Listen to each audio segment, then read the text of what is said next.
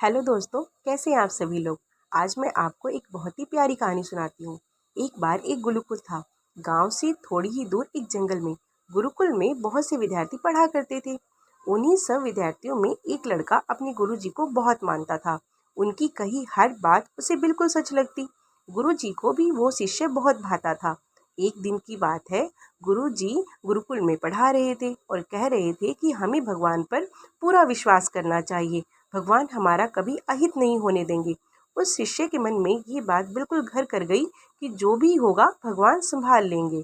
एक दिन की बात है, वो शिष्य जंगल में बैठा ध्यान लगाने की कोशिश कर रहा था। तभी एक दूसरा शिष्य भागता हुआ उसके पास आया और कहने लगा कि यहाँ से जल्दी उठो, नहीं तो मारे जाओगे। जितनी जल्दी हो सके यहाँ से भाग जाओ, क्योंकि रास्ते में एक पागल हाथी आ रहा है। शिष्य ने उसकी बात तो सुनी, पर अपनी जगह से टस से मस ना हुआ, क्योंकि उसे गुरुजी की बात बिल्कुल याद थी कि कुछ भी हो जाए, जिनको भगवान पे विश्वास होता है भगवान उसको कुछ भी नहीं होने देते। तो वो वहाँ पर बैठा रहा। थोड़ी देर बाद जब हाथी आया, उसने आके सीधा शिष्य को टक्कर मार दी, जिससे कि उसे थोड़ी सी चोट लग गई। तब उसे गुरुजी पर बहुत गुस्सा आया कि गुरुजी ने उससे झूठ क्यों बोला।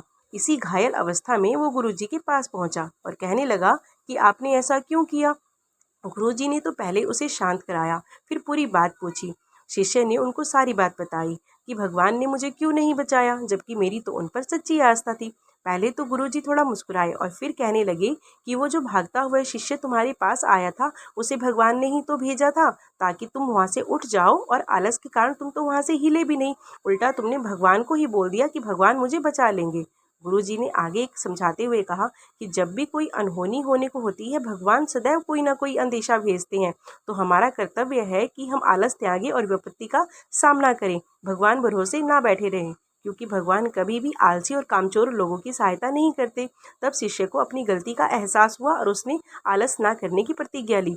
तो प्यारे दोस्तों, भगवान उन्हीं की सहायता करते हैं जो अपनी सहायता खुद कर सके। सदैव भगवान में आस्था रखो, लेकिन उनके भाग्य भरोसे मत बैठे रहो। तो बातें अच्छी लगी तो मेरे चैनल को लाइक एंड सब्सक्राइब जरूर करें। धन्यवाद।